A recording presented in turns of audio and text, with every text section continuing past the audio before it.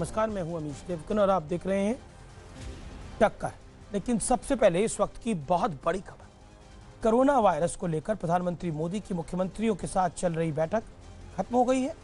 बैठक में पीएम मोदी ने कहा है कि गांवों को कोरोना फ्री रखना होगा। पीएम मोदी ने यह भी कहा है कि लोगों के बीच 2 गज की दूरी सुनिश्चित करवानी होगी। कई राज्यों के सीएम ने प्रधानमंत्री मोदी से लॉकडाउन बढ़ाने की मांग की है। इसमें प्रमुख राज्य हैं महाराष्ट्र, बिहार, तेलंगाना, बंगाल और पंजाब ने। इन तमाम राज्यों ने लॉकडाउन बढ़ाने को कहा है। बैठक में महाराष्ट्र के मुख्यमंत्री उद्धव ठाकरे ने कहा है कि लॉकडाउन के बगैर आगे बढ़ना नामुमकिन होगा। पंजाब के मुख्यमंत्री अमरिंदर सिंह ने लॉकडाउन से बाहर आने की रणनीति पर काम करने पर जोर दिया है। वहीं तमिलनाडु, तेलंगाना अभी ट्रेनें ना चलाने की अपील कर रहे हैं। लेकिन पहले देखते हैं आज की 20 बड़ी खबरें, फिर आते हैं भारत पाकिस्तान की इस सबसे बड़ी टक्कर पर।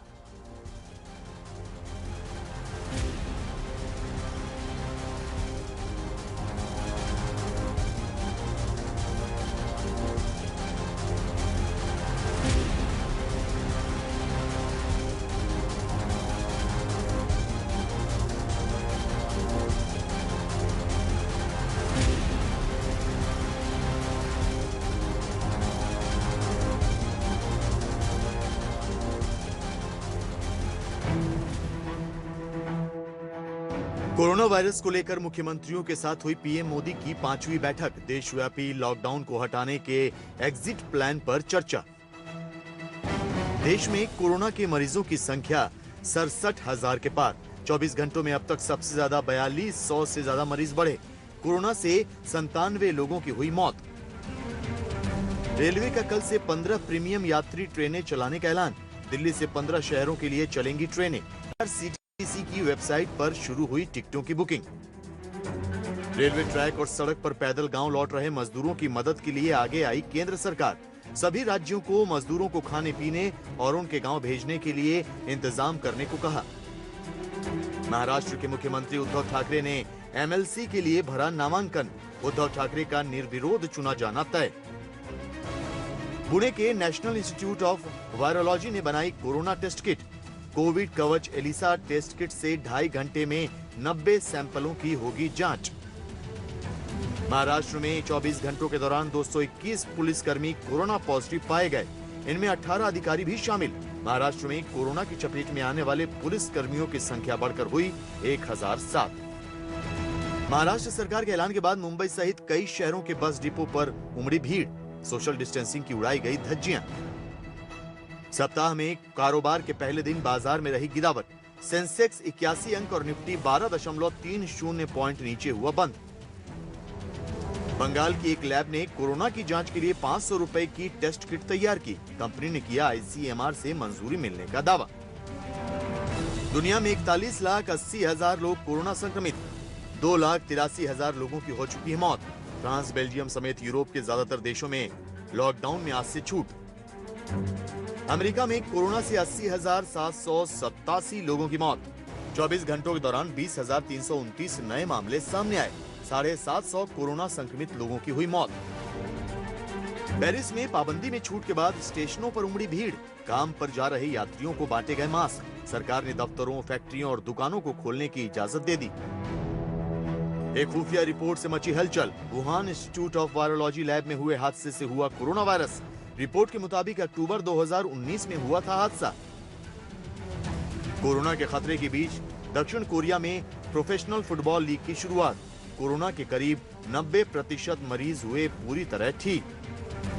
रियाज नायकू की मौत के बाद हिजबुल मुजाहिदीन ने आतंकी गाजी हैदर को बनाया नया commander. Lieutenant general KJS Dhillon ने कहा, कितने गाजी आए, कितने गाजी गए। भारत में आतंकी हमलों के लिए पाकिस्तान की खुफिया एजेंसी ISI ने दाऊद इब्राहिम और लश्कर के साथ मिलकर रची बड़ी साजिश। समुद्र के रास्ते महाराष्ट्र और गुजरात में हथियार भेजने की योजना। बिहार के मुंगेर में दूसरे राज्यों से लौटे 12 मजदूर मिले कोरोना पॉजिटिव। ये सभी मजदूर महाराष्ट्र और दिल्ली से लौटे थे मुंगेर। नई दिल्ली रेलवे स्टेशन पर 12 मई से ट्रेनें चलाए जाने की खबर मिलते ही उमड़ी लोगों की भीड़। पुलिस ने लोगों को स्टेशन से बाहर खदेड़ा। वंदे भारत मिशन के तहत हजारों लोगों की हो चुकी है वतन वापसी। आज लंदन से बेंगलुरु पहुंचे 320 यात्री, तो फिलीपींस से मुंबई पहुंचे 241 यात्री। कश्मीर में रियाज नाइकू के जहन्नुम जाने के बाद आतंकी सरगना सैयद सलाउद्दीन बहुत दहशत में है। वो कह रहा है कि भारत की सेना के आगे हम पस्त हैं। इस समय उनका पलड़ा भारी है, उनका यानी हमारा, भारतीयों का। तो दूसरी ओर डर के मारे पाकिस्तान का दामाद या फिर भारत का मोस्ट वांटेड दाऊद इब्राहिम और आतंकी हाफिज सईद हाथ मिला रहे हैं। इसी बीच हिजबुल ने कश्मीर में गाजी हैदर को अपना नया कमांडर बता दिया है, लेकिन भारतीय सेना का संदेश साफ है कि कितने गाजी आए और चले गए, क्योंकि भारतीय सेना अब तक आतंक के सर्वनाश के लिए कमर कस चुकी है। तो आज इसी मुद्दे पर होगी भारत पाकिस्तान के बीच सीधी टक्कर, यानी दिल्ली बनाम इस्लामाबाद की सीधी टक्कर। तो जरूर देखिए टक्कर का ये मंडे एडिशन।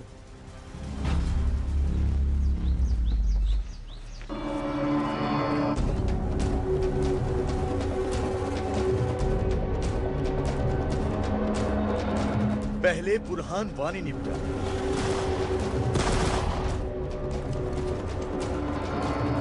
फिर रियाज नाइकू जहन्नुम पहुंचा।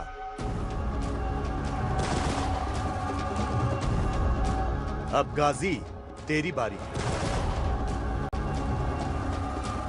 मोस्ट वांटेड आतंकी रियाज नाइकू के ढेर किए जाने के बाद गाजी हैदर को नया हिज्ब कमांडर बनाया गया है। इसकी तस्वीर गौर से देख लीजिए, क्योंकि ये आतंकी अब चंद दिनों का मेहमान है।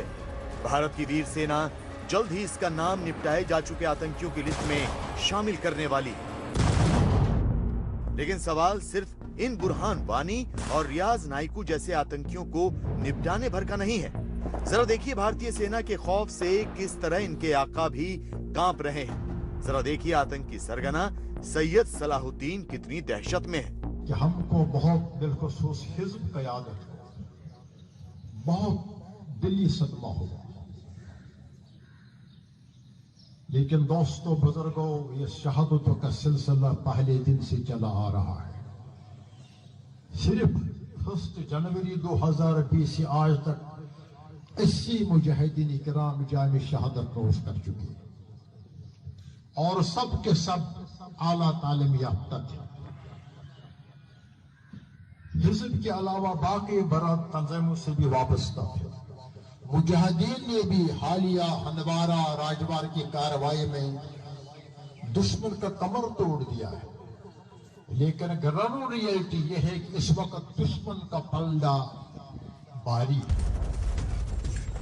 भारतीय सेना के डर से थर-थर कांपते आतंकी आका एक दूसरे का हाथ थामकर खड़े होने की कोशिश में है। खबर है कि दाऊद इब्राहिम और लश्कर ने भी अब हाथ मिला लिया है। अब जरा इन आतंकी आकाओं की जहालत का नमूना भी देख लीजिए। पूरी दुनिया कोरोना काल में सोशल डिस्टेंसिंग का नियम मान रही है, लेकिन आतंकी मसूद अजहर कह रहा है कि सोशल डिस्टेंसिंग की कोई जरूरत नहीं है। अब तक किसी जगह भी ये साबित नहीं हो सका कि लोगों के इकट्ठे होने से कोरोना फैला हो।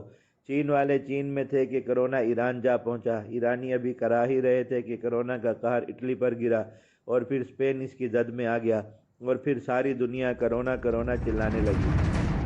लेकिन असली मुद्दा भारतीय सेना के आगे पस्त होते पाकिस्तान के आतंकी आकाओं और उनके पालतू दहशतगर्दों का है। तो एक बात तो तय हो चुकी है कि पाकिस्तान पोषित आतंक की उल्टी गिनती शुरू हो चुकी है और भारत की जांबाज सेना ने इसका सीधा संकेत दे दिया है। तो आज इसी मुद्दे पर दिल्ली और इस्लामाबाद के बीच होगा सीधा आर पार। हिंद का पलड़ा भारी, अब गाजी तेरी बारी। और अब हिंद का पलड़ा भारी होने का जोरदार विश्लेषण सुनिए। इस साल 3 मई तक 64 आतंकी निपटाए गए, यानी 72 हूरों के पास 2 गज जमीन के नीचे। करीब 5 महीने में सिर्फ 35 नए आतंकी भर्ती हुए। आतंकियों पर वार से कांप उठे आतंक के बड़े बड़े आका। आप सोच सकते हैं सलाउद्दीन, उसके साथ साथ इनका सबसे बड़ा आका अजर महमूद, हाफिज सईद, इनकी हालत पस्त है 370 हटने के बाद और अब रियाज नायकू के मारे जाने के बाद इनकी हालत और खराब है। सैयद सलाउद्दीन बोला, हिंद की सेना पड़ना भारी है। डर के मारे दाऊद इब्राहिम ने लश्कर से मिलाया हाथ। क्या आतंक का संपूर्ण विनाश का समय अब करीब है? क्योंकि कोरोना के बाद इनकी आर्थिक स्थिति बहुत खराब हो जाएगी, तो इनका वाकई अब अंत करीब है।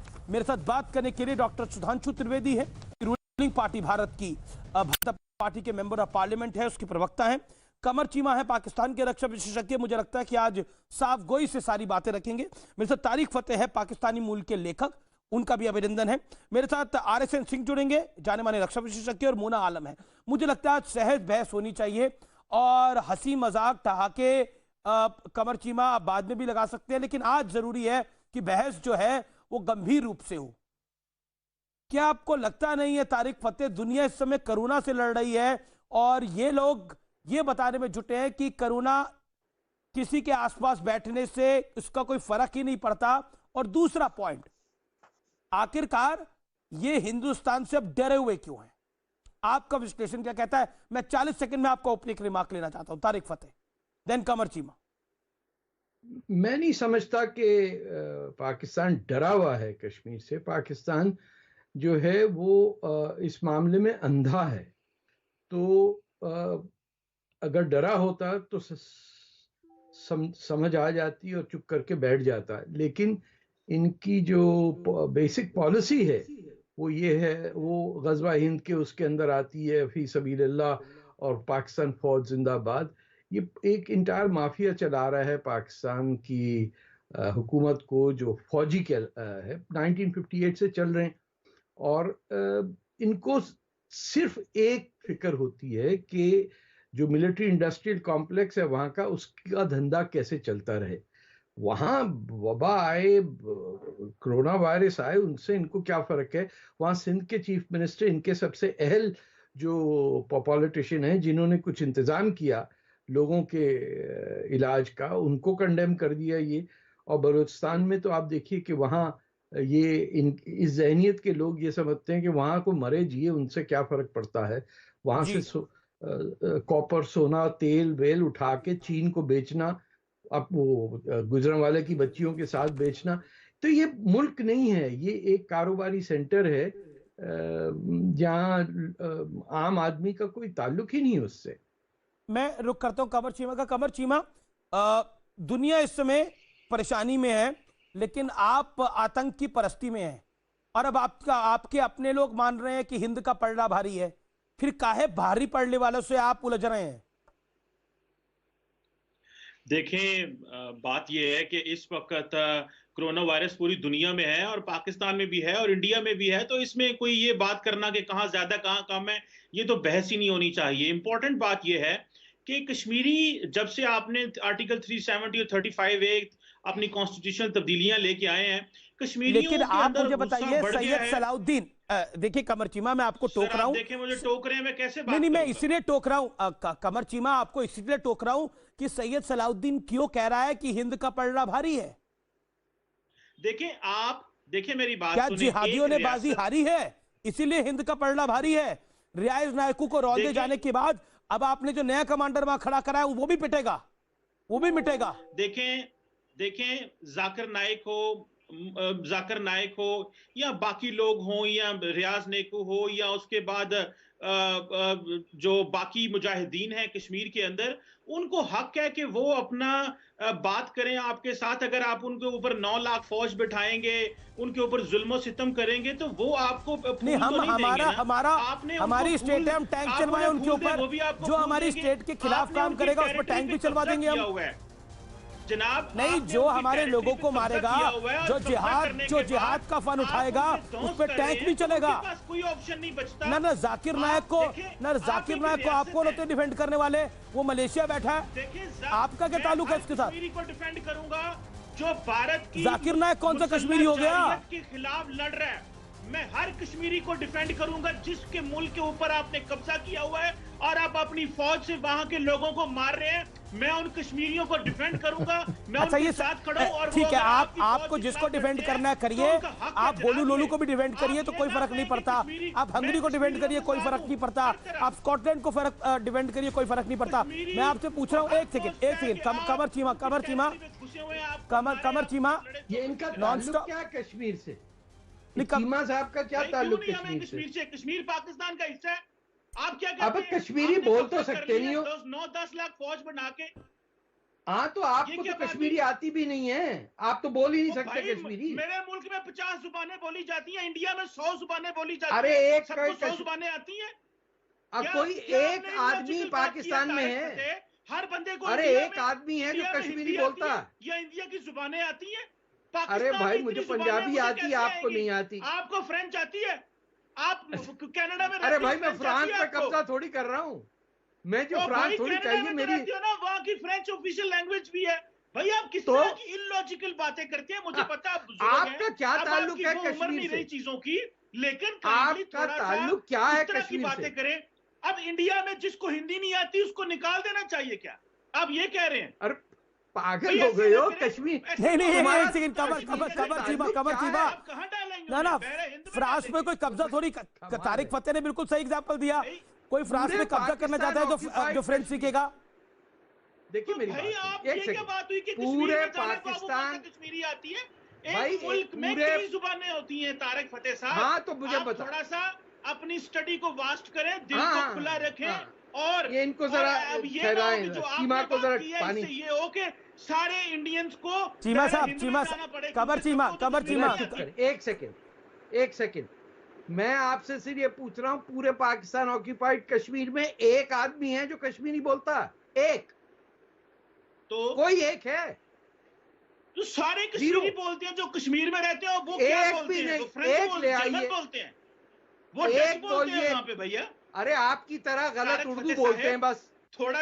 थोड़ा ख्याल कर ले पूरा भाई। कश्मीर मैं वाले आपको डच कह तो रहा नहीं हूँ, बोलते, आप एक वो आदमी, कश्मीरी बोलते हैं। एक आदमी लेके जनाब आइए। आपको क्या हो ये गया? झूठ आपका नंगा हो अभी आपने जाएगा। रोजा रखा है, थोड़ी देर हुई है कनाडा में, पता नहीं आप तो रमजान में रोजे रखते हैं कि नहीं रखते, लेकिन उससे थोड़ा क्या सा फर्क यार पड़ता है? झूठ तो कश्मीरियों के बोलना है लिए आपने। नरम गोशा रखो, जिनके ऊपर 9 लाख फौज बैठी हुई है, गन्ने लेके, तोपे लेके, और तुम्हारे और यहाँ अभी तो जो राफेल भी आ गया उनको मारने अरे के लिए। 2 मिलियन अभी तो तुम्हारे बस कर दो पीछे लगी हुई, तुम्हारे भाई। पीछे अभी 2 तो इंडिया मिलियन ने राफेल पाकिस्तानी भी फौज खरीद लगी लिया हुई अपने है। कश्मीरियों को तुम्हारी मारने के कुर्सी लिए। के नीचे बैठा हुआ है फौजी। बेबस कश्मीरी हैं जिनके हाथ में कुछ भी बेबस। नहीं है, और इनके लिए अरबों डॉलर का असला खरीदा जाता है। इन कश्मीरियों हाँ? की कौन सुनेगा दुनिया में? ये तुम्हारा पाकिस्तान ताल्लुक ही है क्या जो है? बोलेगा इनके लिए। और अच्छा, जो कुछ एक हम सेकंड, करेंगे, कमर चीमा, पाकिस्तान तारिक फतेह साहब, एक सेकंड, और कमर चीमा इंडिया को ऑडियो डाउन को करिए आप। expose करेंगे। एक सेकंड, कमर चीमा, आप मुझे बताइए, ये सैयद सलाउद्दीन क्यों कह रहा है हिंद का पलड़ा भारी है? क्यों कह रहा है ये? आप कि फिर आपकी आवाज ऑफ हो गई। आबादी का मुल्क है जिसने चंद लाख लोगों पे 8 लाख ना- इतने लाख लोगों पे आपने कब्जा किया हुआ है। एक सेकंड, आप बौखला गए हैं, आप इतने परेशान हैं। रियाज नायकू के 72 हुरों के पास जाने के पर 2 गज जमीन के नीचे गड़ने के बाद आप इतने परेशान हैं कि कुछ भी बोल रहे हैं। मैं आपसे बड़ा सिंपल सवाल पूछ रहा हूं, हिंद का पलड़ा क्यों भारी है? आपके भाई को ऐसा क्यों लगता है? सैयद सलाउद्दीन, मेरा भाई, हर कश्मीरी मेरा भाई है। सैयद सलाउद्दीन तुम्हारा भाई है? सैयद सलाउद्दीन तुम्हारा भाई है? लड़ रहा है और सैयद सलाउद्दीन तुम्हारा भाई है? दाऊद इब्राहिम तुम्हारा भाई है? हाफिज सईद तुम्हारा भाई है? हर जालिम के खिलाफ जद्दोजहद करने वाला मेरा भाई है। हर जालिम के खिलाफ, वो मजलूम दुनिया में कहीं भी हो, और कश्मीरी बिल्कुल आपने सही कहा, मजलूम दुनिया में कहीं हो, सबसे ज्यादा मजलूम तो आप ही दिखते हैं मुझे। पाकिस्तान में रह रहे हैं, रियासत में पाकिस्तान में रहकर इतना मजलूम कौन हो सकता है? वहां पे तो कैसे ओके, मैं आपका डॉक्टर सुधांशु त्रिवेदी, पहली बार ऐसा हुआ है कि पाकिस्तान से आतंक के जो सरगना है वो कह रहे हैं कि देखिए इस समय दुश्मन का पलड़ा, यानी भारतवर्ष का पलड़ा, हिंद का पलड़ा भारी है। देखिए, अभी कमर चीमा साहब जो कुछ बोल रहे थे उसमें 2-3 बातें हैं। पहली बात, उन्होंने ये कहा तारिक फतेह जी से कि भाई रमजान का मौका है, आप ये रखते हैं। तो मैं तो कहना चाहता हूँ, ये कितने दुख की बात है, कितना अफसोसनाक बात है कि रमजान के मुबारक मौके पर भी जो लोग अपना नाम जैश मोहम्मद और लश्कर तैयबा रखते हैं, उनको खुदा के लिए इतनी अकीदत नहीं है कि कम से कम समय तो शांति रख लेते। इस समय भी आतंकवादी गतिविधि चालू है, इससे बहुत साफ हो जाता रहा है कि इस्लाम के पर दहशत और राजनीति करने वालों का इस्लाम से कोई लेना देना नहीं है, वो तो केवल और केवल उन्होंने कहा था। मैं आमिर जी आपकी बात का जवाब दूंगा। एक और बात है, उन्होंने जुबान की बात कही, बड़ी अच्छी बात कही कमर चीमा साहब। ये बताइए, जब पाकिस्तान बना तो पाकिस्तान की जुबानें क्या थी? पंजाबी थी, सिंधी थी, पश्तो थी, बलूच थी, कुछ ईसाई बंगाली भी। उस समय पाकिस्तान इनके साथ था तो बंगाली थी। पर ये बताइए, इन्होंने इसमें से किसी भी लैंग्वेज को अपनी नेशनल लैंग्वेज बनाया? नहीं बनाया। इन्होंने बनाया उर्दू, जो हमारी लैंग्वेज थी, यूपी की लैंग्वेज, दिल्ली और लखनऊ की लैंग्वेज थी। और इन्होंने कहा कि जो हिंदी नहीं जानेगा अलग। हमारे यहाँ तो ऐसा नहीं है। आपके यहाँ 52-53 में तो ईस्ट पाकिस्तान में इस बात की शुरुआत हुई थी, जब आपने उर्दू इम्पोज की तो बांग्लादेश के लोगों ने कहा हम तो बांग्ला बोलते हैं, हम उर्दू नहीं रखेंगे। आपने उनको अलग करते करते अलग कर ही दिया। तो जबान के मामले पर भी आप उधार की जबान लेकर, अपनी जबानों को साथ लेकर अपने मुल्क को भी आप एक साथ नहीं रख पाए। अब मैं तीसरी बात पे आता हूं, जो आज सलाउद्दीन ने कहा। देखिए, हकीकत क्या है, जब से मौलाना मसूद अजहर पर यूनाइटेड नेशंस का प्रतिबंध लगा, मैं साल भर पहले की बात बता रहा हूं। पहले क्या होता था अमीर जी, कि जब पाकिस्तान कश्मीर का मुद्दा उठाता था, अभी कमर सीमा बड़ी शिद्दत से उठा रहे थे, तो एक जमाने में सिर्फ रूस हमारे साथ खड़ा होता था और बाकी पूरी दुनिया इनके साथ खड़ी होती थी। अब मामला पलट गया। अब चीन के साथ खड़ा होता है, बाकी पूरी दुनिया हमारे साथ खड़ी होती है। और चीन को भी एक साल पहले मसूद अजहर के मामले में बैकफुट पे जाना पड़ा। तो अब अगर आप हकीकत देखें, हमने आर्टिकल 370 खत्म कर दिया, 35A खत्म कर दिया, वो यूनियन टेरिटरी हो गया। चाइना ने भी मसूद अजहर को आतंकवादी मान लिया। आज G20 से लेके शंघाई कॉर्पोरेशन में भी आतंक आ गया। मिडिल ईस्ट के जितने कंट्रीज से सोचते थे, उन सब ने भारत का आतंकवाद के मुद्दे पे समर्थन किया। 4 देशों ने मोदी को मैक्सिमम सिविल अवार्ड दे दिया। तो अब अगर डिप्लोमेटिक और मिलिट्री दोनों एंगल पे देखें, तो जो सलाउद्दीन कह रहा है, इसमें कोई बहुत बड़ा रॉकेट साइंस थोड़ी है। ये तो दिखाई पड़ रहा है, ये तो सामने दिख रहा है। किसी को शुतुरमुर्गी के जरिए से न दिख रहा हो तो अलग बात। मोना आलम, सैयद सलाउद्दीन कह रहा है कि हिंदुस्तान का पलड़ा भारी है, इसीलिए आप आतंक की तैयारी कर रहे हैं। देखिए, आप terrorist activity is your last resort. आप this is just what India thinks, because I think India has nothing to do except terrorism on its own people. आप तो अपने लोगों के आपके लोग सोचते हैं ऐसा कर रहे हैं ना। नहीं, मेरे लोग क्यों सोचते हैं ऐसा? आप सलाउद्दीन को कहां से ले आए? सैयद सलाउद्दीन आपका आदमी, दाऊद इब्राहिम आपका आदमी, हाफिज सईद आपका आदमी, वो सब भारत के खिलाफ ही तो जिहाद कर रहे हैं। नहीं, जिहाद कर क्या कर रहे हैं वो? उनने पाकिस्तान को, तो पाकिस्तान का जो बुरा हाल करना था कर दिया। आप बोल रहे, मैं आपको बताऊं। आपका हो गया तो मेरा जवाब बोलिए मोना। दाऊद इब्राहिम को क्यों, मुझे समझ नहीं आता, आप हैबिचुअली पाकिस्तान पे क्यों डालते हैं? वो मुंबई की गलियों में पला बड़ा, वहाँ के स्लम्स में रहा हुआ, वहाँ का गुंडा बदमाश। आप लोगों ने, आपकी स्टेट ने कितनी आपकी बॉलीवुड मूवीज को वो फाइनेंस किया करता था, मैं आपको लिस्टें बताऊं। आपके कितने फिल्म मेकर्स के उसके साथ ताल्लुकात थे। तो हमारा उससे क्या लेना देना? अरे तो अगर हमारे यहाँ का गुंडा बदमाश था, हमारे यहाँ का गुंडा था वो, तो आपकी आर्मी ने अपने बगल वाला फार्म हाउस उसको क्यों दे दिया? तो गलती तो आप पे है ना। आपको किसने कहा है? आप किसने कहा है? सबको पता है। आप इस तरह की उसके फार्म हाउस पर हाफिज सईद की मीटिंग हुई, लश्कर तैयबा के साथ वो हाथ मिला रहा है, अब भी आपको समझ में नहीं आ रहा। आप लोग तबाही के रास्ते पे चल पड़े। दुनिया में आतंक का परोसते हैं, पूरी दुनिया को आप आतंक देते हैं। ईरान से लेकर इंडिया तक, अमेरिका से लेकर यूनाइटेड किंगडम तक, आप आतंक परस्त देश हैं। दुनिया का कोई आतंकी हो, वो आपके यहाँ मिलता है। ओसामा बिन लादेन आपके यहाँ मिलता है, हाफिज सईद आपके यहाँ मिलता है, दाऊद इब्राहिम आपके यहाँ मिलता है। शर्म की बात यह है, आपका जासूस कुलभूषण यादव था ईरान में। ईरान का नाम लेते कुलभूषण जाधव को आपने गलत पकड़ा। आईसीजे ने आपको इस बात पर लताड़ा इंटरनेशनल कोर्ट में। Balochistan and Karachi, international court में आपको लताड़ा गया। स्टेटमेंट में बलोचिस्तान और कराची में टेररिज्म फैलाने के लिए आपने भेजा था उसको। एक सेकंड, कुलभूषण जाधव का ये विषय नहीं है ना अभी, इसलिए कुलभूषण जाधव को बच बीच में लाइए। मैं दो बातें बोलता हूँ। दाऊद इब्राहिम अगर भारत का गुंडा था तो आपके यहाँ क्या कर रहा है वो? जवाब दीजिए। हाफिज सईद अगर दुनिया का आतंकी है तो आपके यहाँ क्या कर रहा है? ओसामा बिन लादेन एबटाबाद में कैसे पहुंचा? कौन लाया उसको? एबटाबाद में पहुंच गया। अल्लाह की मर्जी कैसे आ गया? जैसे मर्जी अल्लाह के करम से तो आ नहीं गया। बैराक ओबामा हिंदुस्तान टाइम्स को इंटरव्यू देके गए और उन्होंने कहा है कि पाकिस्तान के किसी बंदे को, यहाँ की इस्टेब्लिशमेंट को, यहाँ की इंटेलिजेंसिया को नहीं पता था कि Osama bin Laden. Very good, आपके यहाँ दुनिया का सबसे मोस्ट वांटेड आ गया, आपको पता ही नहीं था। मतलब कमाल की बात कर रहे हैं आप लोग तो। आरएसएन, आप एक तरफ यूएस की माला जपते हैं, आप कह रही हैं दुनिया का इतना बड़ा आतंकी आपके मुल्क में आके रह रहा था, आपको हवा ही नहीं थी वो रह रहा है। ये कैसी लॉजिकल बात कर रही है मोना? आप इतनी फेमस एंकर है पाकिस्तान की, इतनी फेमस जर्नलिस्ट है पाकिस्तान की, आप ऐसी बात बोलेंगी? मुझे उम्मीद नहीं थी। कमर चीमा को पता था, कमर चीमा को पता था कि वहां पे रहता है वो। कमर चीमा मिलकर आए उनसे, आपको भेज दूं, आपको कानून कमर चीमा को पता था ओसामा बिन लादेन मिलके आता है, मिलकर आए, इन्होंने फोटो खिंचवाई उनके साथ, इनकी फोटो वायरल है।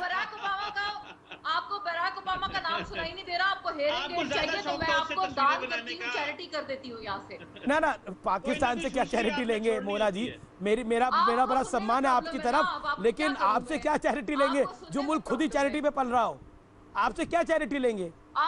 आप तो हमसे चैरिटी लेके बने हैं, चैरिटी अंबानी से। आप तो हम ही से चैरिटी लेके बने हैं। जीते इलेक्शन अंबानी से चैरिटी लेके जी, अंबानी के थ्रू पूरे मीडिया को रिग करके मोदी जी भी तो इलेक्शन जीते। देखिए मैं जानता हूँ पाकिस्तान अंबानी से बड़ा परेशान होगा, क्योंकि आपके पास अंबानी जैसा कोई है नहीं, ना कभी होगा, ना आपके पास अब्दुल कलाम जैसा कोई होगा, ना आपके पास महात्मा गांधी के जैसा कोई होगा। मिलेगा हिंदुस्तान से। हमारे पास अब्दुल सत्तार ईदी है, हमारे पास बहुत सारे लोग हैं, आप फिक्र ना करें। इसलिए आपकी जलन हम समझ सकते हैं। इस देश का हर कोई इस देश के जो नगीने हैं वो आपके लिए बड़ा परेशानी का सबब है, चाहे सचिन तेंदुलकर हो, चाहे कोई भी हो। नहीं, मैं हम एक सेकेंड, लेकिन आपके पास ओसामा बिन लादेन मिलेगा? आरएसएन, आपके यहाँ पर मोदी जी भी तो है ना? जी। नहीं, मोदी जी ने आप लोगों के छक्के छुड़ा रखे हैं। मोदी जी से बहुत परेशान है आप लोग। आप तो चाहते हैं मोदी हट जाए यहाँ पर, आप तो चाहते हैं मोदी हट जाए जिससे हमें रास्ता साफ मिले अपना।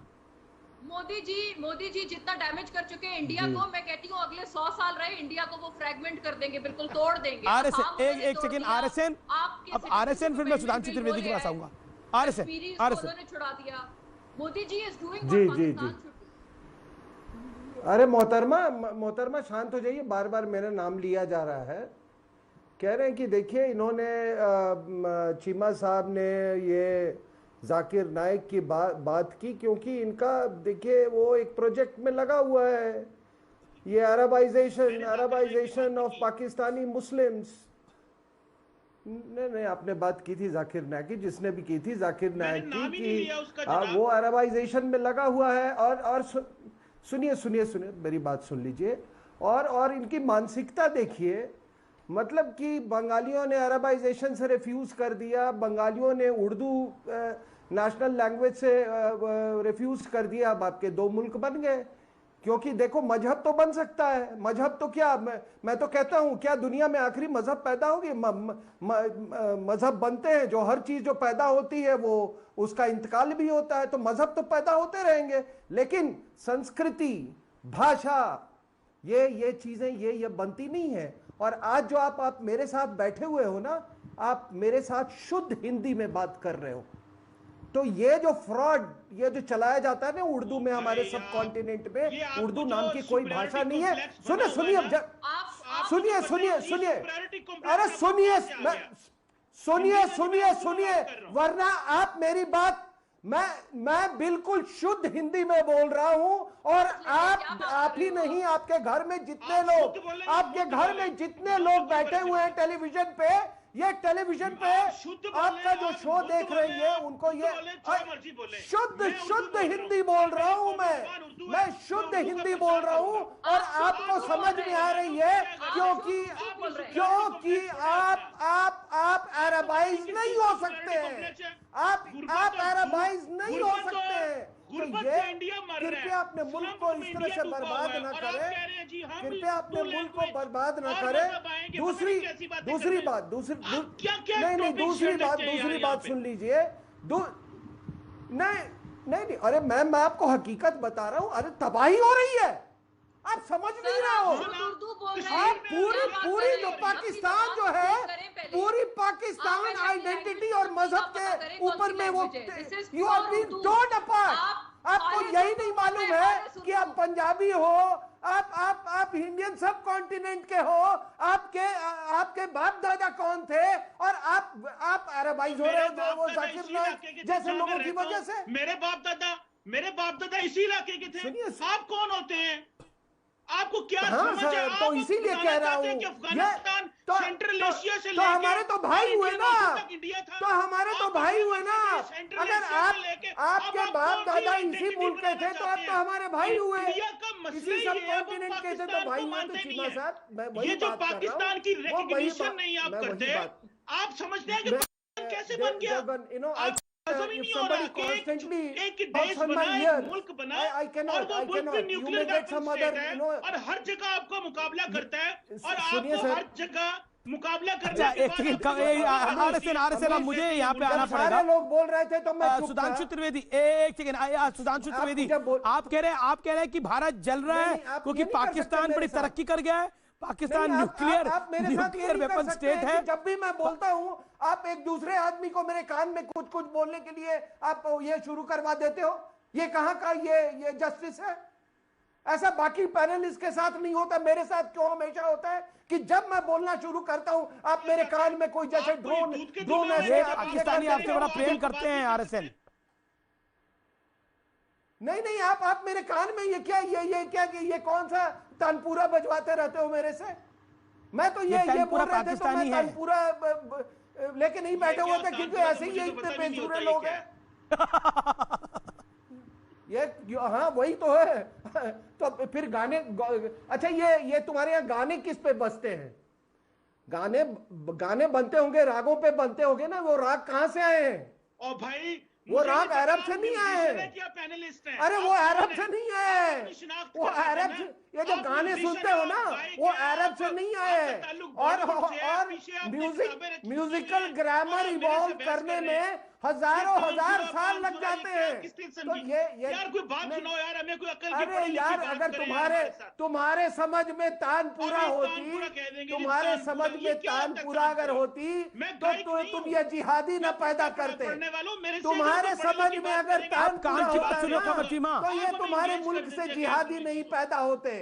हाँ, वो तानपुरा तो मुल्लों ने तानपुरा बजा दिया तुम्हारा। आप एक ऐसा पाकिस्तान के मुल्लों ने वो जमाइते इस्लामी जो म्यूजिक का स्कूल खोला हुआ है ना, जमाइते इस्लामी जो म्यूजिक का स्कूल खोला हुआ था, वहां से संगीतकार नहीं निकलते, ये जिहादी निकलते। वो 72 हुरों के पास जाके फिर तानपुरा सुनते हैं। मैं नूर अल हक कादरी साहब हैं, पाकिस्तान के federal minister of religious affairs and interfaith harmony, यानी प्यार मोहब्बत पीस के मंत्री हैं। और ये नूर उल हक कादरी क्या कह रहे हैं जरूर आप सुनिए, क्योंकि ये पाकिस्तान की असलियत बताता है। सुनिए जरा। जो भी शख्स कादियानियों के लिए ज़ाहिर या बातिन तौर पर हमदर्दी रखता है, नरम गोशा रखता है, वो इस्लाम का भी वफादार नहीं हो सकता और पाकिस्तान का। जो भी शख्स कादियानियों के लिए ज़ाहिर या बातिन तौर पर हमदर्दी रखता है, नरम गोशा रखता है, वो इस्लाम का भी वफादार नहीं हो सकता और पाकिस्तान का। अब मैं सवाल लेता हूं तारिक फतेह और सुधांशु त्रिवेदी आपसे। ये कादियानियों के खिलाफ हैं, ये हिंदुओं के खिलाफ हैं, ये सिखों के खिलाफ हैं, ये अहमदियों के खिलाफ है। इनका हार्मनी मिनिस्टर कह रहा है, जिसको पीस बढ़ाने का काम है। एक मौलाना टाइप के हैं इनके मंत्री। इनसे सवाल सुधांशु त्रिवेदी, सुधांशु। देखिए, मैं पहली बात ये कहूंगा, अभी काफी देर आरएसएस सिंह साहब से सीमा जी ने बहस किया और वहां पे राष्ट्र की बात आ गई, तो पहले बात आई थी तो बिन लादेन कब आया पता नहीं, इनको पता नहीं था। तो मैं याद दिलाना चाहता हूँ, बड़ा पुराना हमारे यहाँ भजन है, रूहानी भजन, 70 के दशक में फिल्म में भी यूज हुआ, शायद इन्हें याद हो। तो ओसामा बिन लादेन को लेकर तो उनके ऊपर बात फिट बैठती है कि रंग महल के 10 दरवाजे, न जाने कौन सी खिड़की खुली थी, सैया निकल गए मैं न रही। उनको पता ही नहीं लगा कब आया कब चला गया, वो उनकी एक हकीकत है। अब मैं दूसरी बात पे आ रहा हूँ, जो अन्य बात, इस समय देखिए कोरोना वायरस का समय चल रहा है। कोरोना की वैक्सीन खोजने में दुनिया जीती, सारे समझदार लोग बैठे हैं यहाँ पर। कोरोना का वैक्सीन का बेस जानते क्या है? उसका जेनेटिक म्यूटेशन चेक किया जाता है कि कैसे उसका जेनेटिक म्यूटेशन बना, डीएनए बना, तो उसके बेस के ऊपर यह कंट्रोल करके बनाया जा सकता है कि उसका काउंटर क्या होगा। अब जब हम जेनेटिक म्यूटेशन पे आते हैं ना, तो जितने लोग बैठे ना, 6 लोग इस पैनल पे, सबका जेनेटिक डीएनए तो एक ही है, मगर अंतर कहां से आ गया?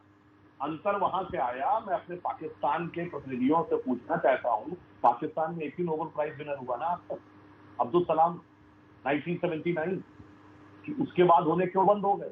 जो पीढ़ी अनडिवाइडेड इंडिया में पैदा हुई थी, वहां तक तो सलाहियत रही, वहां तक तो काबिलियत रही, वहां तक तो लियाकत रही, और 50 के बाद जो फिर पैदा हुए तो वहां आपको यही दिखाई पड़ रहे हैं, ये जो इनके वजीर, आपको सलाउद्दीन, उसके बाद वहां जैश ए मोहम्मद, लश्कर ए तैयबा, वही दिखाई पड़ने लगे। क्यों? किसी का डीएनए कितना भी बढ़िया क्यों ना हो, जंगल में छोड़ दीजिए तो फिर वो जंगल के रंग में रंग जाता है। इसलिए मैं ये कहना चाहता हूं कि आज जो ये हकीकत है, पाकिस्तान को खुद समझना चाहिए वो कहां से चलता हुआ कहां तक पहुंच गया। और एक बात मैं और कहना चाहता हूं, कोरोना क्राइसिस के बाद पाकिस्तान को समझना चाहिए, चाइना अपनी अंदरूनी और अपनी पर्सनल लड़ाई में ज्यादा उलझेगा। चाइना और अमेरिका में आपसी बहुत टकराव हो चुका है, तो पाकिस्तान को बहुत समझदारी के साथ अपने भविष्य के बारे में तय करना होगा। ये मैं सिर्फ भारत के हिसाब से नहीं कह रहा हूं, पाकिस्तान को अपने वजूद के बारे में भी बहुत गंभीरता से सोचकर करना होगा। ये पर्सनल लड़ाई और उससे काम नहीं चलता। जी जी, तारिक फतेह, मैं आपका रिएक्शन लेना चाहता हूं। जो अहमदिया को लेकर, कादियानी को लेकर इनके मंत्री ने, कादरी ने बोला, जो ये मौलाना टाइप के थे, इनके मंत्री थे, तो ये कोई नई बात तो नहीं है। ये तो 1953 के अंदर मौलाना मौदूदी जब इंडिया में अपना जहर फैला के पाकिस्तान पहुंचे, तो 1950 के राइट्स तो खैर आप मेरी उम्र जरा बहुत ज्यादा आप से, हमने तो देखा हुआ कि हशर क्या हुआ, हजारों लोग मर गए उसके अंदर, हर घर जाके एमपीओ के घरों को आग लगाई गई। उसके बाद कमीशन रिपोर्ट निकली जिसके अंदर लिखा कि 1000 मौलवियों में से 2 मौलवी ऐसे निकले जो अग्री कर सकते मुसलमान डेफिनेशन क्या। तो इस बैकग्राउंड को आप रखिए कि ये बेचारे पाकिस्तान का कोई असर नहीं है, ये तो इस है अरे जो 1908 से पिटाई हो रही है, लेकिन मजहबी उस पर माइनॉरिटी ना समझिए।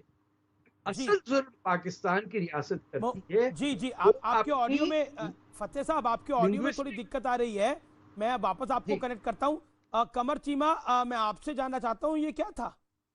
ये आप तो परसों सेकुलरिज्म का पाठ पढ़ा रहे थे, आप तो कादियानी और अहमदियों के बारे में क्या सोचते हैं? आपके सरकार मंत्री कह रहे हैं ऐसी बात? देखिए, पहली बात तो यह कि पाकिस्तान एक, सुने जी, बात तो सुने ना मेरी।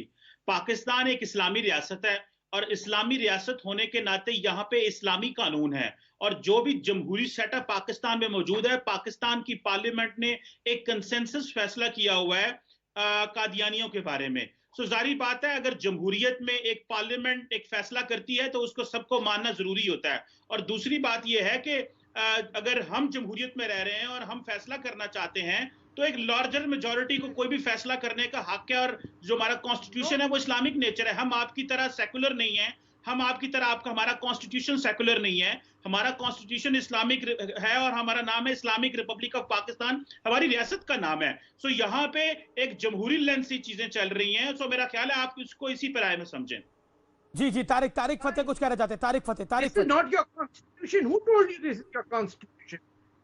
कॉन्स्टिट्यूशन के लिए जो आप खामोश रहे एक मिनट, पता ही नहीं है आप लोगों को, लोगों के खून बहा के आप बैठे हैं टीवी पे आके। प्लीज कीप क्वाइट, क्या आपने अरबी, तुम्हारा शेख बुला रहा है तुम्हें, तुम्हारा शेख बुला रहा है जूते साफ करने के लिए। गो देखिए कॉन्स्टिट्यूशन। भैया हमारे हर मुल्क के साथ ताल्लुकात है, अरबों के साथ ताल्लुक है, चीन के साथ ताल्लुक है। आपका जो मर्जी करते हैं, जिनसे मर्जी बहस करनी शुरू कर देते हैं। आपको नहीं पता पाकिस्तान इस्लामी रियासत है, हम अपनी मर्जी से कानून बनाएंगे जो मेजॉरिटी को अच्छा लगे। ये कहाँ से ले आते हैं पाकिस्तान के बारे में? अरे इसका माइक तो बंद करे ना आपको होगा भाई। अगर नहीं करना बात करनी है, आप सवाल क्यों करते हैं? अगर जवाब ये बीच में भेड़ियों की तरह लोगों को छोड़ देते। बोलिए तारिक फतेह, बोलिए। ये इनका कॉन्स्टिट्यूशन पहले बना 1956 में, जब इलेक्शन होने थे 59 में, इन्हीं लोगों ने अय्यूब खान को सपोर्ट करके पाकिस्तान में कॉन्स्टिट्यूंट असेंबली डिसॉल्व की। वो कॉन्स्टिट्यूशन नहीं बना। 62 के अंदर कॉन्स्टिट्यूशन बना अय्यूब खान का, वो 69 के अंदर एब्रोगेट हुआ। 1970 के इलेक्शन में जब कॉन्स्टिट्यूशन बनना था तो इनकी ऐसी हवा खिसकी है चीमा टाइप के लोगों की कि इन्होंने मेजॉरिटी पॉपुलेशन को कहा दफा हो यहाँ से। हम बंगाल के बंगाली लोगों का कॉन्स्टिट्यूशन नहीं एक्सेप्ट करते। जो 6 नुकात पे शेख मुजीब रहमान का कॉन्स्टिट्यूशन था, उसको माइनॉरिटी ने फौज भेज के 30 लाख बंगालियों को मार के ये वहां बैठे रहे। ये तो इंडिया की गलती है कि फौज वापस छोड़ दी, फिर जाके बलोचिस्तान में मारा इन्होंने। 73 के कॉन्स्टिट्यूशन में, अरे भाई खामोश रहो प्लीज, और कोई किसी का हक छीन नहीं सकता। अरे इसका मुंह बंद कराएं सर, ये कहाँ एक वैसे ही इसको बैड ब्रेथ है, यहाँ तक आती टोरंटो तक। मुंह बंद करें यार आप अपना। देखिए बात सारी कौन, अरे खुदा के वास्ते यार बुआ आ रही मां, आप गलत बातें क्यों फैला रहे हैं? आप क्यों ओ यार पाकिस्तान के बारे में गलत बात कर रहे हैं? ओ दफा हो जाए तू यार, और तेरी मजा बैठ कर रही ने जा अपनी जिम्मेदारी जारी कर। की आ गए तू करते रहते हैं, कहां जा से आ गए आप? ना तेन बोलना आंदा ना कहां लेना आंदा, नुकसान पहुंचाने की कोशिश किया और जाओ ना, पाकिस्तान को नुकसान नहीं पहुंचेगा। और पहुंचाएंगे, अभी और पहुंचाएंगे। एक सेकंड कमर चीमा, तुमसे कोई सर्टिफिकेट लेने की जरूरत नहीं है। बिकाऊ मुल्क से कोई सर्टिफिकेट नहीं लेगा, कोई बिकाऊ आदमी है। आप तो मुल्क की बिके हुए हैं, चाइना ने आपको खरीद रखा है। आपको परसों अमेरिका पैसे देगा, क्या बिक जाएंगे? ये अपनी जो चाय खरीद ले चाइनीज को, चाइना के प्रिजन्स में ये पाकिस्तान की बच्चियां किडनैप करके बेचते हैं टू रेप। ये अरबों के आगे बेच रहे हैं, ईरानियों को बेच रहे हैं। बेटियों के बारे में किसी ने इल्जाम लगाया? ना दफा हो जाए, चुप कर जा। कब्र में टांगे हैं और आप किस तरह की बातें कर रहे हैं? गुजरा वाला खाली हो गया पूरा। किस वक्त आपकी जान निकल जाए, अल्लाह को कब प्यारे हो जाए, अरे कम से कम आप तुम्हारे कहने से नहीं निकलेगी, तुम्हारे कहने से नहीं निकलेगी। पाकिस्तान मर जाएगा। काम होता है अच्छी बात करना, मोहब्बत की बात करना, ना कि नफरत फैलाना। आप कैसे बुजुर्ग हैं? अरे बुजुर्ग नहीं हूँ भैया, आपका लिविंग नाइटमेयर हूँ मैं बुजुर्ग नहीं हूँ। I am your living nightmare. You are liars and you are murderers. You are murderers of Pakistani. जिंदा रहने की कोशिश कर रहे हैं भैया। अरे भैया कुछ नहीं है, यकीन करके माने। कितना मिलता है तुम्हें इनसे? मिल रहा है थोड़ा थोड़ा। इनके टीवी पे आने को कितना मिलता है तुम्हें? जिंदा रहने की तलाश क्यों आते हो? घर से बाहर इंडियन टीवी पे क्यों आते हो? नफरत फैलाई है इंडिया पाकिस्तान में। ए भाई इंडिया टीवी पे क्यों आते हो तुम?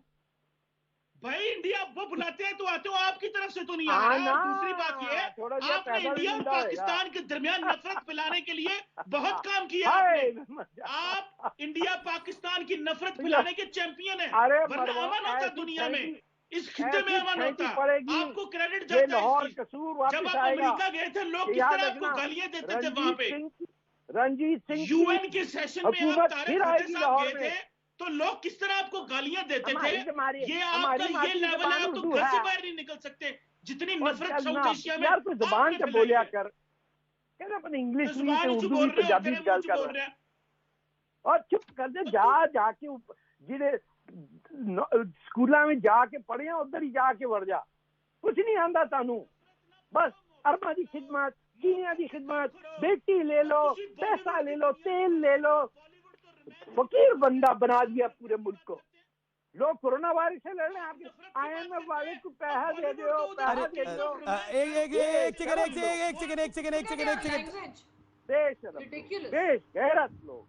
बेगैरत लोग। मोना आलम भी कुछ कहना चाह रही है। डॉक्टर सुधांशु त्रिवेदी भी कुछ कहना चाह रहे हैं। एक सेकंड, मोना आलम आप क्या कहना चाह रही है? मोना आलम, मोना आलम बिल्कुल आपने बोला कि लैंग्वेज, लेकिन लैंग्वेज तो पाकिस्तान की ओर से गिरी ना। जब पाकिस्तान आतंकियों की भाषा बोलेगा तो सामने वाले क्या करेंगे फिर? कुछ भी नहीं बोला उसने। अजीब हो कमर चीमा पे पर्सनलाइज किस्म के रिमार्क्स के जी आपकी बैड ब्रेथ है, कैसे रिमार्क्स दे रहे हो यार? आप क्या हो गया आपको? आपने पठानों को मारा है, आपने गफ्फार खान को 30 साल जेल में रखा। क्या आपको बातें कर रहे शर्म हो? नहीं आती है? आपने अपनी प्राइम मिनिस्टर को मारा है। आपको पता है आपके मुल्क में कितनी सेपरेटिस्ट मूवमेंट्स चल रही हैं और आपका क्या अथॉरिटी है कि आप इंडिया के मैटर्स पे बात करते हो? You are a Pakistani who lives in Canada. आप कनाडा चले गए हो, खुद आप कनाडा भाग गए हो, यहाँ पर हमें पाठ पढ़ा रहे हो पाकिस्तान पे और इंडिया पे। आपको जावेद अख्तर ने कितना बुरा एक्सपोज किया था, आपको याद है? Javed Akhtar exposed you from head to toe. Javed Akhtar exposed you from head to toe. Sir, what are you talking about? आप क्या बात करते हो? आप लोग कहते हैं जायद भाई भाई आपका आदमी है ना, आप अपने आप को बड़ा सब कॉन्टिनेंटल हिस्ट्री का चैंपियन समझते हो, but I am sorry you are not, you do not have any authority on the subject. करो जाके कोई फ्लावर डेकोरेशन करो बेटा, कहीं फ्लावर डेकोरेशन करो, प्लांट ये सब करें, ये आपका काम नहीं है। Why are you making personalised comments at another Pakistani commentator? अच्छे से आप बात करो। लाहौर क्या है वो ही नहीं पता आपको, राउंड के बेटे का शहर है। सर आपको क्या पता, आप कनाडा में बैठे हो, मुझे पता है, तुम्हारे जैसे बच्चों का सब पता है कौन सी फौज के अफसर के क्या कर रहे हैं हमें बताओ तो हमें समझ भी आए। आप पाकिस्तान और इंडिया पे क्यों अपने आप को सेल्फ प्रोक्लेम्ड एक्सपर्ट कहते हो? Sir this is not Mona Alam कोई सेल्फ प्रोक्लेम्ड कोई सेल्फ प्रोक्लेम्ड एक्सपर्ट नहीं है। ये दुनिया में इनको बुलाया जाता है, पाकिस्तान की पोल खोलने के लिए भी बुलाया जाता है, पाकिस्तान की असलियत बताने के लिए भी बुलाया जाता है। दुनिया में इन्हें बुलाया जाता है। वो आपको बताएंगे वो गलत बात करते हैं। He does not know the fact. मैं जावेद अख्तर साहब बड़े काबिल आदमी हैं, लेकिन तारिक फतेह भी कम नहीं है, इसलिए जावेद अख्तर का सम्मान है तो तारिक फतेह का भी सम्मान है। तारिक फतेह जी को ही मैं जानता हूँ, पाकिस्तानियों को तारिक फतेह से के नाम से बड़ी एलर्जी है, पाकिस्तानी तारिक फतेह के नाम से बड़ा परेशान हो जाते हैं। आएगी लाहौर पे, हम कोई परेशानी नहीं, ये तो लगी रहा परेशानी की बात। अच्छी आप कह रहे इनको बुलाया क्यों है? आप इनसे डिबेट करिए, कोई बात नहीं करनी आपसे पे बोले और क्यों एक आप इनसे डिबेट करिए। मेरा और आपका कोई जायदाद का मसला है, मेरा और आपका कोई जायदाद का मसला है। We do not have any personal right. आप क्यों पर्सनलाइज होकर बात मार रहे हैं? मर्डर, आपके यहाँ मर्डर हुआ 50,000 बलोचों का। Indian state is continuously perpetrating terrorism into Pakistan and its own states. No, you had a son and he was kidnapped and killed. जरिए सारे मुसलमानों को बेघर कर दिया।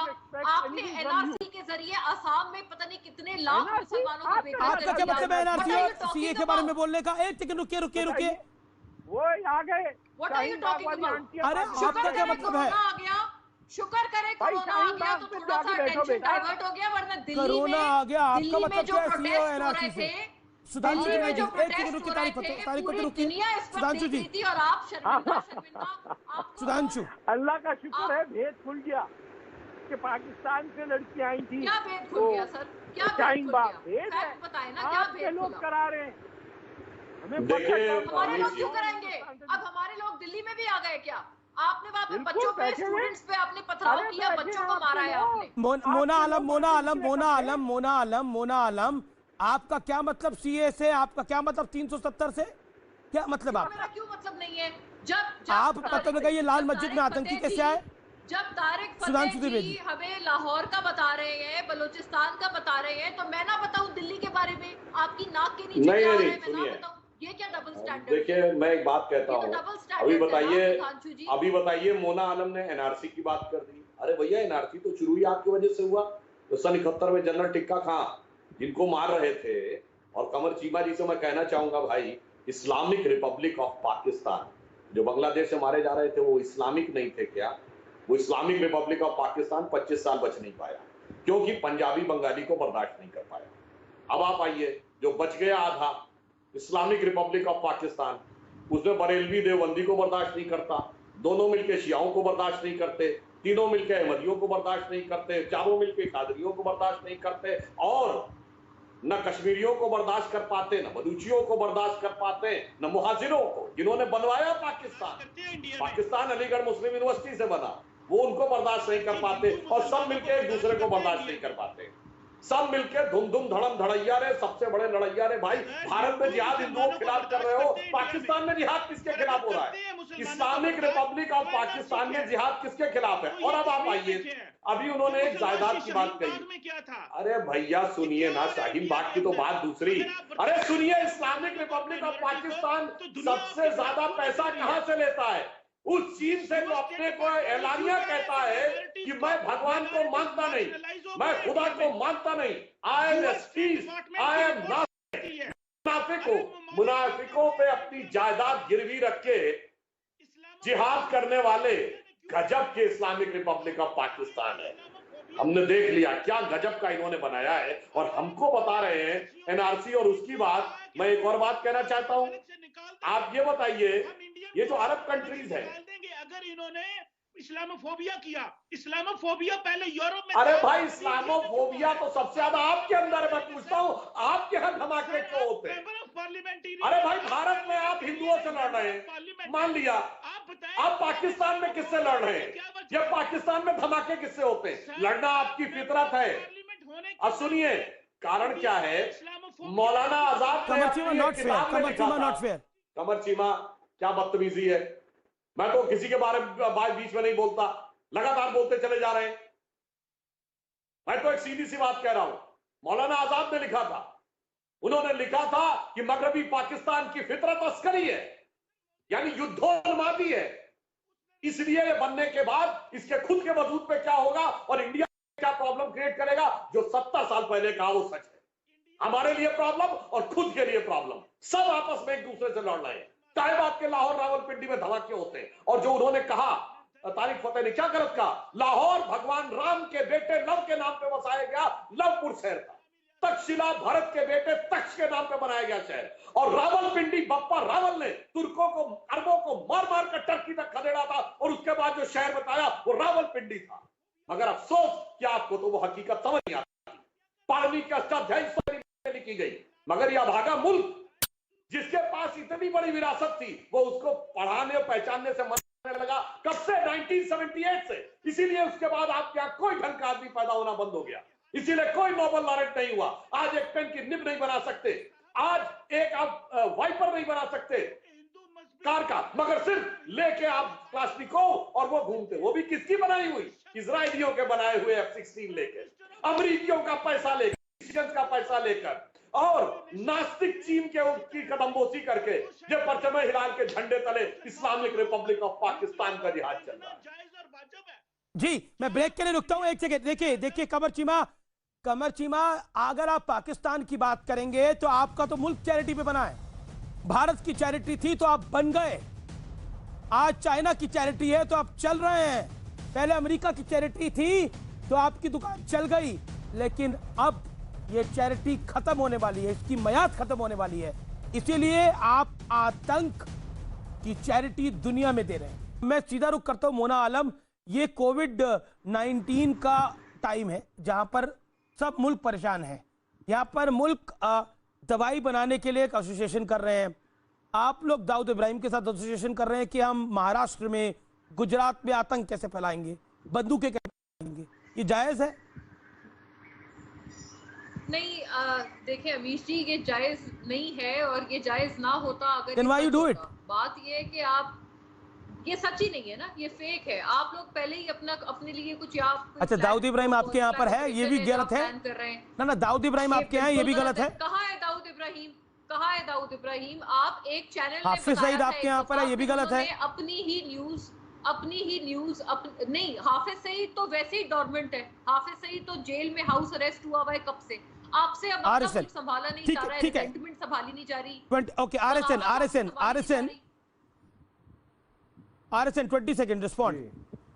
नहीं, वो दाऊद इब्राहिम इनके मुल्क का दामाद है, ये ऐसे ही दामाद ढूंढते रहते हैं। दूसरी बात की एक बात मैं बता दूं कि पाकिस्तान के लिए कोई अपनी जान नहीं देता। अगर कोई दे रहा है अपनी जान तो वो केवल जिहाद के नाम पे दे रहा है। कोई आप क्या सोचते हैं, ये जो जिहादी जो कश्मीर में भेज रहे हैं पाकिस्तान के लिए लड़ रहे हैं? जिस दिन ये कह देंगे ना, ये चीमा साहब यहाँ पे नहीं बैठेंगे और ये मोना मैडम भी नहीं बैठेंगी। There is nothing called patriotism for the country. अगर ये लड़ रहे हैं तो कैलिफेट के नाम पे लड़ रहे हैं, मदरसों में वही सिखाया जाता है इनको, शुक्रिया। पाकिस्तान नहीं सिखाया जाता है। शुक्रिया। मेरे पास समय फिलहाल इतना ही है। सुधांशु त्रिवेदी, माफी चाहता हूं, आपके बाद आखिरी दौर में नहीं आ सकता, लेकिन निष्कर्ष के रूप में यह है कि जो जिस मुल्क की ताकत होती है उस ताकत के साथ जाता है। पाकिस्तान की ताकत आतंक है और आतंक का प्रयोजन है। ईरान से लेकर इंडिया तक, यूएसए से लेकर यूके तक ये आतंक की सप्लाई कर सकते हैं। ये लायक इसके हैं। नमस्कार।